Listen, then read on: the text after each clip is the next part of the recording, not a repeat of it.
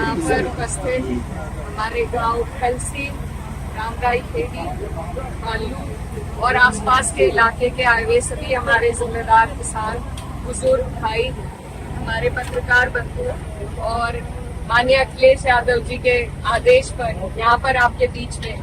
Party के सभी जिम्मेदार लोग जो यहाँ हम इकट्ठे डेलीगेशन के रूप में आए हैं, उन सब की तरफ से मैं आपको हाथ जोड़कर प्रणाम करती हूँ, सलाम करती हूँ। आज यहाँ पर हम, क्योंकि ये राजनीतिक करना आपका है,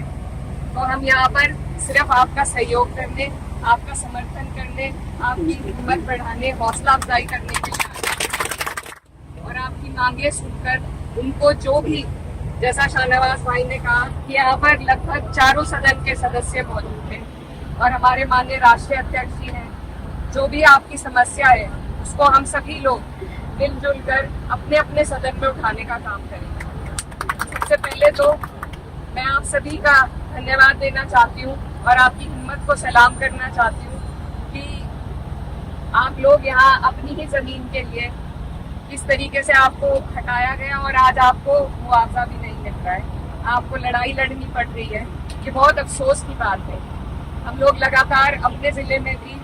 यही जो हाईवे है, कल जो शामली के कुछ किसान हैं उनसे भी मैं मिली थी, वहाँ पर सर्कल रेट की समस्या, मैं तहसीलदार साहब को कहना चाहती हूँ क्योंकि ये प्रशासन की तरफ से आए हैं, तो इन्हें मैं बताना चाहती हूँ कि अगर आप किसान की पीड़ा को समझेंगे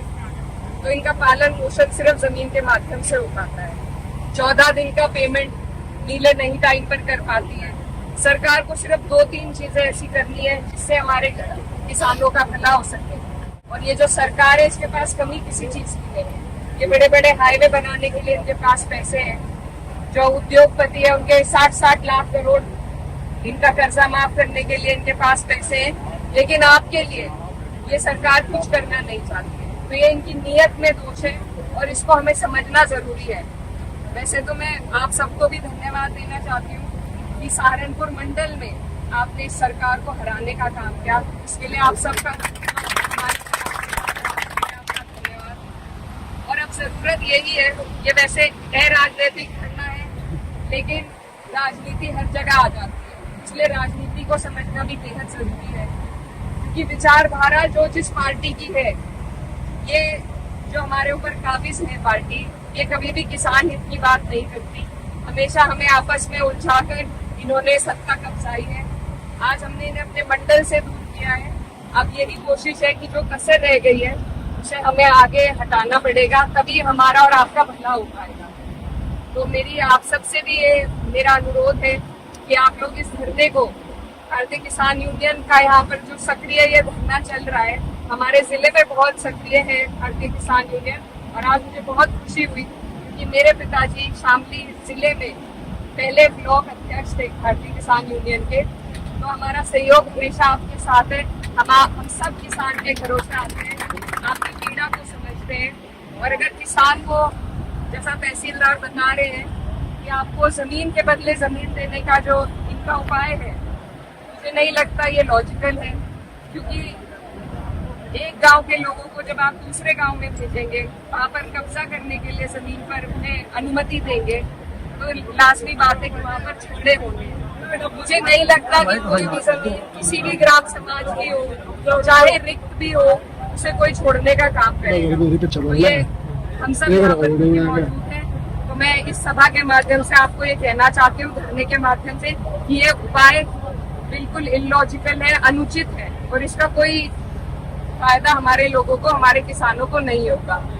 तो इसीलिए आपसे मेरी ये गुजारिश है कि जिस तरीके से ये अपनी जमीन को बोते आ रहे थे, उसका फायदा उठाते आ रहे थे, आज हाईवे बनाने के लिए, और ये भी बहुत सही बात कही थी सुजिन भाई ने, ये जो हाईवे बनाए जा रहे हैं इसमें किसानों का फायदा कम और उद्योगपतियों का फायदा ज्यादा है। और एक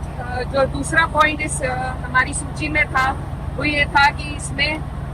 सर्विस रोड बनाया जाए ताकि थोड़ा बहुत लाभ हमारे किसान इन रोडों का उठा पाए, ये जो हाईवे आप निकाल रहे हैं इनका उठा पाए। तो एक तो सर्विस रोड की जो हमारी समस्या है वो बहुत जरूरी है, उसको भी आप लोग संज्ञान में ले, और दूसरा जो किसानों का सही मुआवजा है उसको देने का आप लोग काम करें, क्योंकि सिर्फ किसान ऐसा हमारे देश में है, जो इस देश की रीढ़ की हड्डी है, जिसको यहाँ पर पालन पोषण के लिए सिर्फ जमीन का उनका माध्यम होता है, वो आज आप लोग इनसे छीन रहे हैं। तो ये आपका फर्ज बनता है,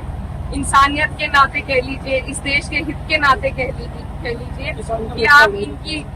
आप इनकी पीड़ा को समझें, इनकी मुसीबत को समझें और इनके लिए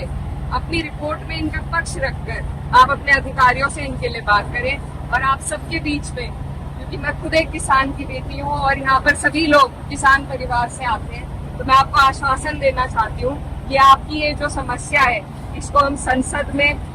लोकसभा में भी, राज्यसभा में भी, विधानसभा में भी, विधान परिषद में भी, हर जगह उठाने का काम करेंगे और आपकी लड़ाई में आप अकेले नहीं हैं। हमारी पार्टी, हमारे माननीय राष्ट्रीय अध्यक्ष जी और आपके जिले के जितने भी जिम्मेदार लोग यहाँ पर मौजूद हैं, वो तन मन धन से आपके साथ हैं। जितना लंबा आप ये धरना चलाना चाहेंगे, जितनी आपको हमारी इसमें उपलब्धि चाहिए, कि हम सब आपके लिए तैयार हैं और आपकी इस पीड़ा में आपके साथ हैं। आपकी आवाज उठाने का काम, मैंने पहले भी कहा है कि जब जब संसद में कैराना का नाम उठे तो मैं चाहती हूँ कि साथ साथ किसानों की समस्या का भी वहाँ पर मुद्दा उठे। तो इसके लिए आपने मुझे चुना है और मैं यकीन दिलाना चाहती हूँ कि आपकी इस समस्या को हम जरूर उठाने का काम करेंगे।